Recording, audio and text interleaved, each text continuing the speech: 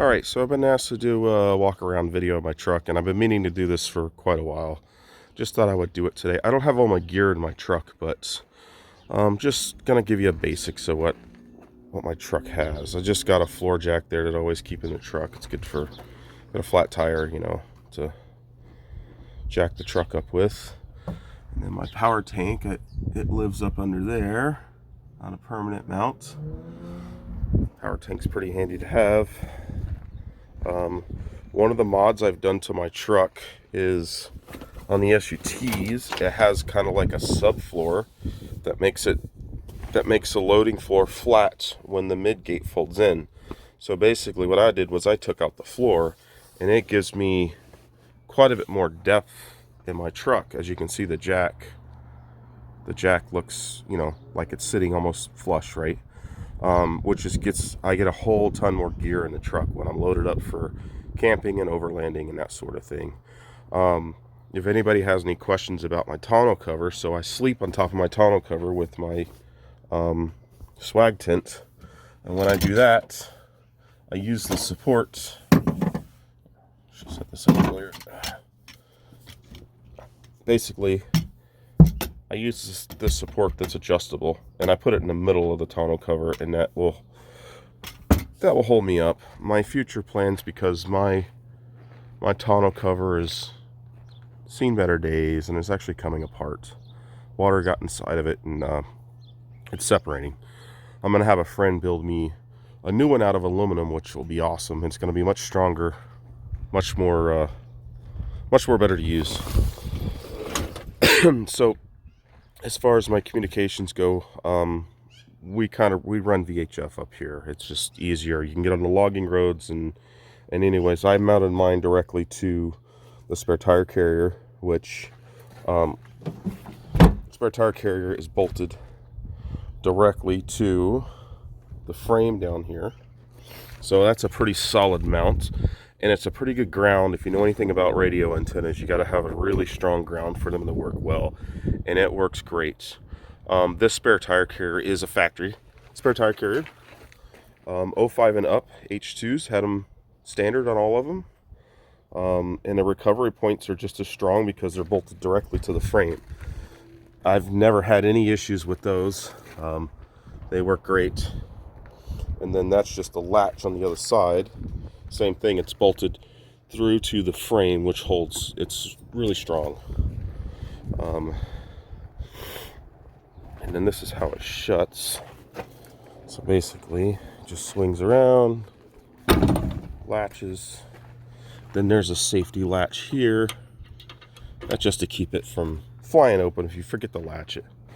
Then I got my trasharoo on the back. Basically what my trasharoo is, when I'm out in the trail, I pick up trash, right? If I see cans or anything like that, it drives me nuts.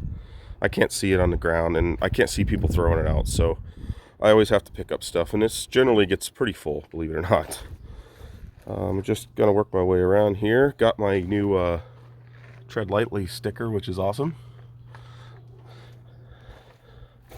So basically, I run a 37-inch tire, 12 by 5, 17.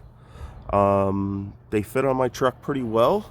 I do have in the back on the suspension, it's gonna be hard to see, but so there's a 1-inch block. I think it's actually 1.5-inch block on the spring, just to give it a little bit of lift. And then when I'm towing, I have the air spring that's inside of the coil spring, which works pretty good. It just helps to keep the trailer more stable. The air, so I forgot to show you this, but I'll show you it real fast. So basically, the air lines to fill it are right here. And the reason why I put them there is because the spare tire is blocking it. So if I hit a tree or something, or a brush or whatever, it's not going to knock these valves off, and that's just keeps it protected.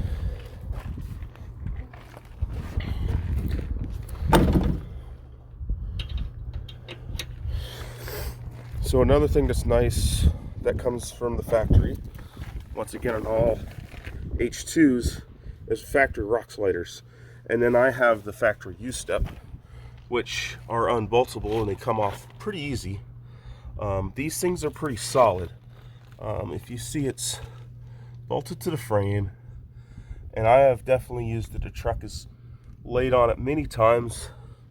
As you can see from the rust on it, I've hit lots of rocks with it, and it's done its job. It's done a really good job, actually. And a lot of people don't realize that that comes factory on the truck. That's a pretty good option. The other thing that I've done to the truck is I've upgraded to billet door buckets and handles, which is a lot more durable, especially for the lock cylinder. So if many people know about GM vehicles, it's real easy to break into them. Basically, they'll take a screwdriver and a hammer and knock out this lock cylinder. And with the billet one, as actually you can see, somebody tried to get in my truck, but they didn't get in. All they did was damage my lock cylinder, because this is billet, and you're not going to break the lock cylinder out. It's just going to be indestructible at that point. And then the billet handles just make it a lot more stronger, and definitely feels stronger when you open it, because it's not the cheap plastic handle that they come with. Inside the truck, it's a bit dirty. I should have cleaned it up a little more, but so basically the rear seat in this truck folds flat. So the seat bottom folds up, and then the seat back folds down. So what I've done is I've taken out the seat bottom, because it gives me so much more room. I can put gear down here, you know, I got a shovel, I got my high lift jack down below. That's pretty handy, gives me a lot more extra room.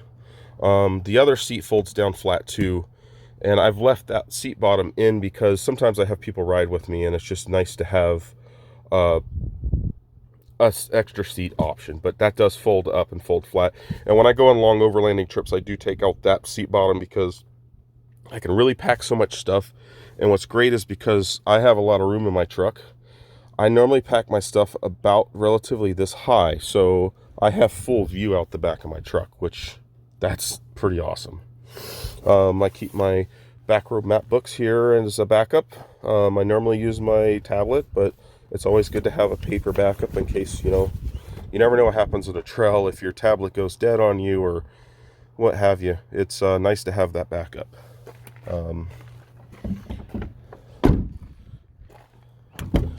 Give you a view of my driver's seat here. Yeah, it's a little dirty and just pretty much stock on the inside. I do have a PLX gauge that, because my truck was from the US, the clusters in mile an hour, well, this nice little gauge digitally will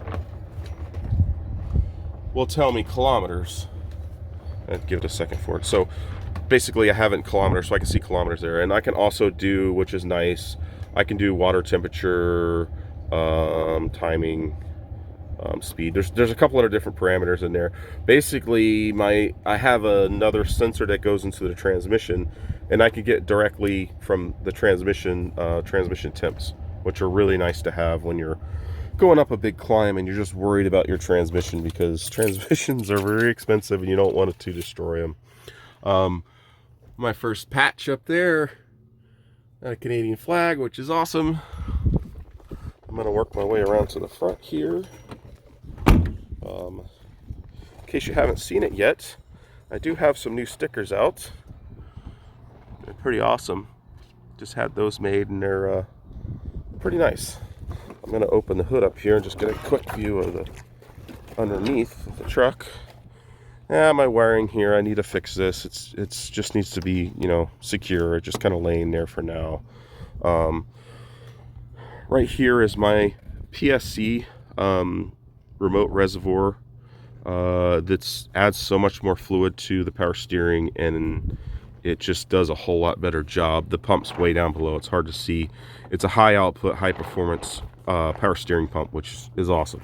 And then I have my vent coming over here, which helps keep the fluid pressurized, which helps when you're on a big steep climb. You know, so you're gonna have plenty of fluid in your power steering and not have it whine or lose your steering. This battery here is upgraded. This is a AC Delco AGM 900 cold cranking amps. This is a much larger battery than what comes in these. I actually had to knock part of the tray out. This battery barely fits in here, but it's a super strong battery and been really happy with it. Moving over to here, I have a Mishimoto transmission cooler. The fan works really well. When it kicks on, it drops down the transmission temps pretty good. Like they'll drop at least 40 degrees once that thing kicks on. It pulls a lot of air. This is my sensor here. I got it all wrapped up because I don't want the fan to affect my temperature. So this thermostatic switch, so when it gets 180 degrees, it kicks on the fan automatically. So I don't have to think about it. I like simple things. You don't have to think about it. It turns on, turns off on its own. And it's simple that way. That way you don't forget about your fan turning on. You're like, oh crap, I didn't turn the fan on. The transmission's running hot. So that's all pretty much automatic. The rest of everything else here is pretty much stock.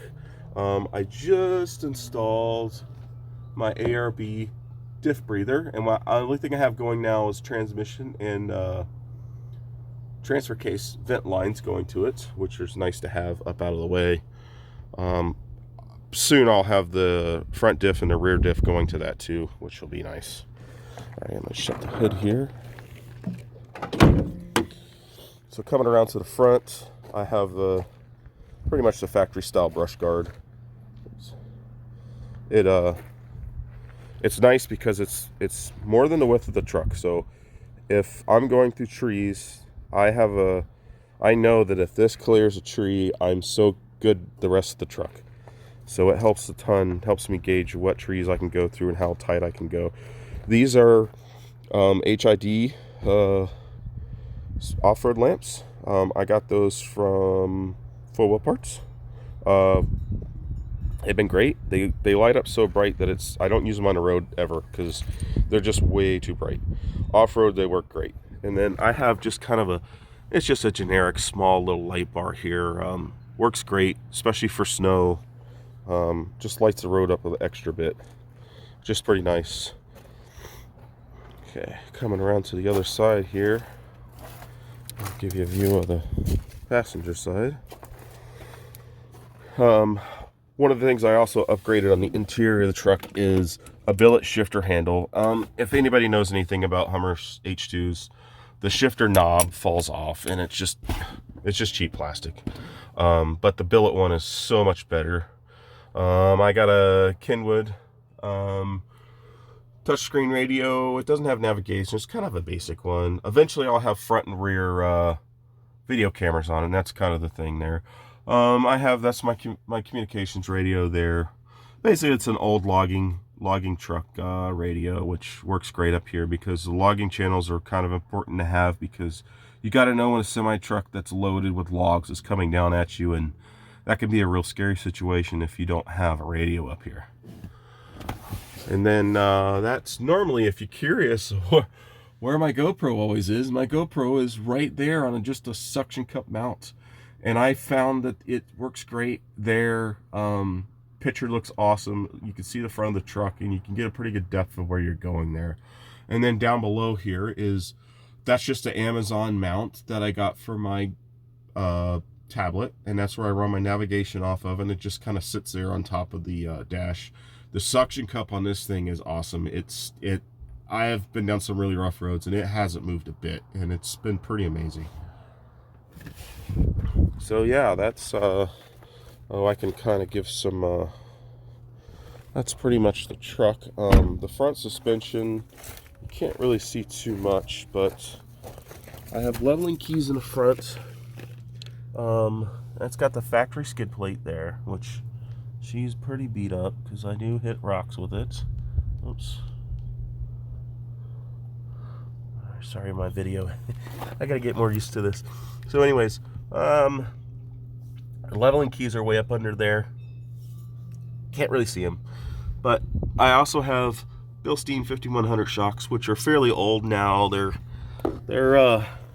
might need to be changed soon.